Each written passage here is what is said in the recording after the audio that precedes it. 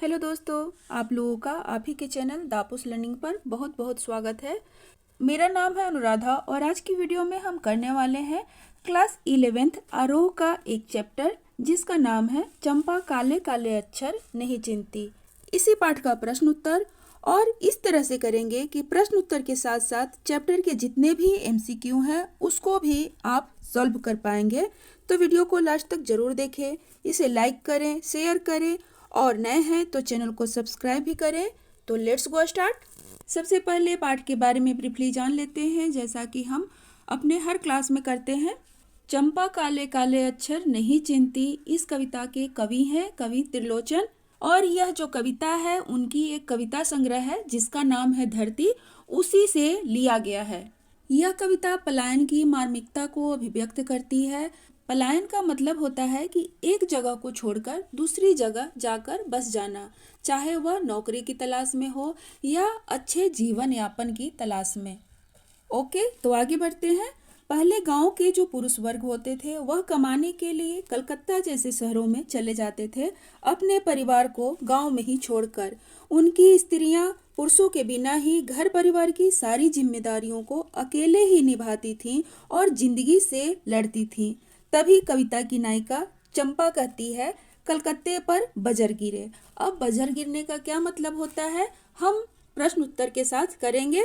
तो पलायन का जो यथार्थ होता है, उनकी जो आर्थिक मजबूरियां होती हैं, उसी के संघर्ष और जीवट को यह कविता प्रकट करता है।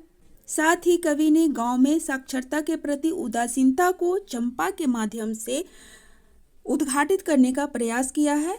तो चलिए, इस पाठ का पहला प्रश्न है, चंपा ने ऐसा क्यों कहा कि कलकत्ता पर बजर गिरे।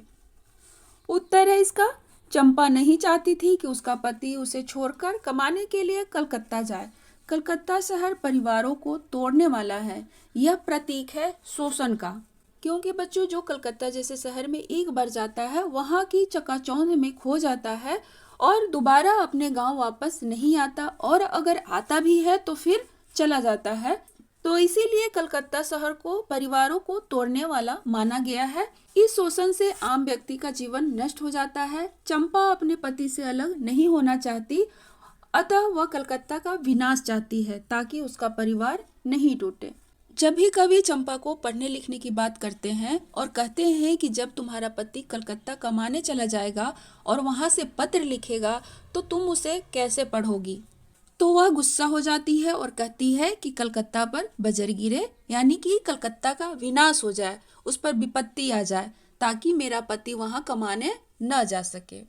ओके, दूसरा प्रश्न है, चंपा को इस पर क्यों विश्वास नहीं होता कि गांधी बाबा ने पढ़ने लिखने की बात कही होगी। उत्तर, चंपा को पहले कवि द्वारा ही यह ज्ञान दिया गया था कि गांधी बाबा बहुत अच्छे हैं, यानी कवि ने ही उसे सबसे पहले गांधी जी के बारे में बताया था। दूसरी तरफ कवि का दिन भर लिखते पढ़ते रहना चंपा को अजीब सा काम लगता है, या यह भी कहा जा सकता है कि उसे बुरा लगता है, बेकार का काम लगता है।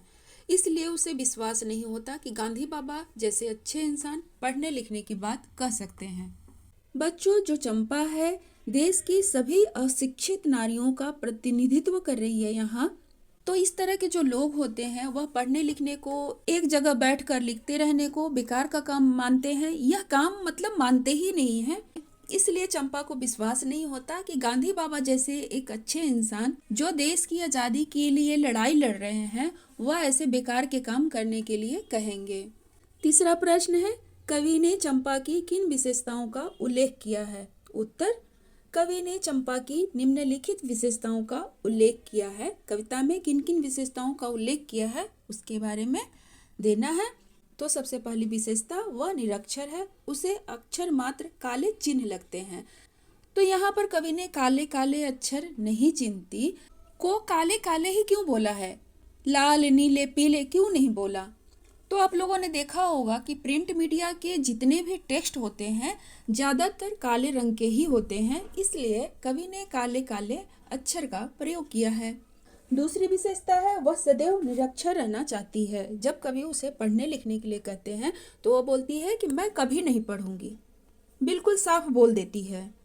तीसरा, वह शरारती स्वभाव की है, वह कवि के कागज पेन छिपा देती है। चौथा, वह भोली है। वह कवि को पढ़ते हुए हैरानी से देखती रहती है। वह स्पष्टवादिनी है। वह अपनी बात को घुमा फिरा कर नहीं कहती।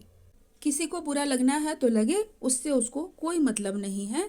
अब छठा है, वह विद्रोही स्वभाव की है। उसे पता है कि शिक्षित व्यक्ति अपने परिवार को छोड़कर दूसरे शहर चला जाता है, अतः वह कहती है कलकत्ता पर आपदा आए। वह कामना करती है कि कलकत्ता शहर पे विपत्ति आ जाए ताकि उसका पति उसको छोड़कर कमाने न जाए।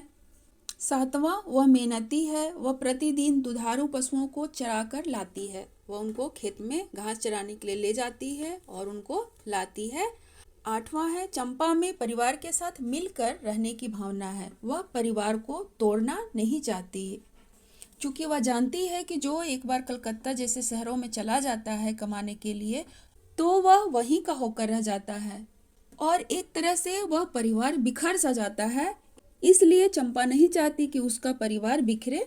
चौथा प्रश्न है, आपके विचार में चंपा ने ऐसा क्यों कहा होगा कि मैं तो नहीं पढ़ूंगी? उत्तर, मेरे विचार में चंपा एक ग्रामीण लड़की है जो दिन भर प्रकृति की गोद में पशु चराने का काम करती है। स्वभाव से नटखट है और कवि को दिन भर बैठकर लिखते पढ़ते देखती है। उसे यह बुरा लगता है कि दिन भर बैठे रहो। वह सोचती होगी कि पढ़ना लिखना स्वच्छंदता में बाधक है। दूसरे पढ़े लिखे लोग अपनों को छोड़कर कलकत्ता चले जाते थे, इसलिए वह पढ़ना नहीं चाहती। कविता के आसपास का पहला प्रश्न है, यदि चंपा पढ़ी लिखी होती तो कवि से कैसे बातें करती? जैसे वह अनपढ़ है तो कवि से तू ता करके बात करती है। तो प्रश्न है कि अगर वह पढ़ी लिखी होती तो कैसे बात करती? उत्तर, यदि चंपा पढ़ी लिखी होती तो वह कवि से सहजता से बात नहीं करती। वह हर बात को घुमा फिरा कर कहती। उसमें बनावटीपन होता। वह विद्रोह का स्वर भी नहीं दिखाती। इसके अलावा वह कवि की योग्यता का सम्मान करती। कवि, चूंकि ये कवि हैं, दिन भर लिखते पढ़ते रहते हैं, जबकि वह उनको कहती है कि क्या तुम दिन भर बैठ के कागज गोलते रहते हो। जैसे हम अपनी स्किन पर टैटू गुदवाते हैं, वैसे ही वह कहती है कि तुम कागज पर दिन भर क्या गोलते रहते हो। और विद्रोही स्वभाव का मतलब वह साफ कह देती है, स्पष्ट रूप से कह देती है कि मैं नहीं पढ़ूंगी। दूसरा प्रश्न है, इस कविता में पूर्वी प्रदेशों की स्त्रियों की किस विडंबनात्मक स्थिति का वर्णन हुआ है? दोस्तों, पूर्वी उत्तर प्रदेश में बिहार यूपी के प्रदेश आ जाते हैं। तो उत्तर, पूर्वी प्रदेश में स्त्रियों को ऐसा वातावरण ही नहीं मिलता कि वे पढ़ाई लिखाई के सही महत्व को समझ सके। वे कूप मंडू की भांति अपने कामों में ही लगी रहती हैं। वे बाहरी दुनिया से बेखबर होती हैं और अपने पूरे रीति रिवाजों को निष्ठा के साथ निभाती रहती हैं, चाहे उनका पति उनसे दूर ही क्यों न हो, है ना। उनकी समझ और सोच का विकास नहीं हो पाता। कई बार अपनी इस कमजोरी के कारण उन्हें समाज और परिवार में वह मान सम्मान नहीं मिल पाता जो मिलना चाहिए। ओके, तीसरा प्रश्न है, संदेश ग्रहण करने और भेजने में असमर्थ होने पर एक अनपढ़ लड़की को किस वेदना और विपत्ति को भोगना पड़ता है? अपनी कल्पना से लिखिए। उत्तर है, संदेश ग्रहण करने और भेजने में असमर्थ होने पर एक अनपढ़ लड़की को कई परेशानियों को झेलना पड़ता है। यदि उसे संदेश अपने परिजनों तक पहुंचानी हो तो उसे किसी अन्य का सहारा लेना पड़ता है। किसी परिजन के द्वारा भेजे गए संदेश को वह स्वयं नहीं पढ़ सकती। इसके लिए भी उसे ऐसे व्यक्ति की जरूरत होती है जो इस काम में उसकी सहायता कर सके। तो इसलिए पढ़ना लिखना आजकल सभी के लिए बहुत जरूरी है। तो यह था दोस्तों कवि त्रिलोचन की कविता चंपा काले काले अक्षर नहीं चिंती का प्रश्न उत्तर। वीडियो आपको कैसा लगा कमेंट्स करके जरूर बताइएगा। तो चलिए मिलते हैं किसी नए वीडियो में, तब तक अपना ख्याल रखिए। Good bye.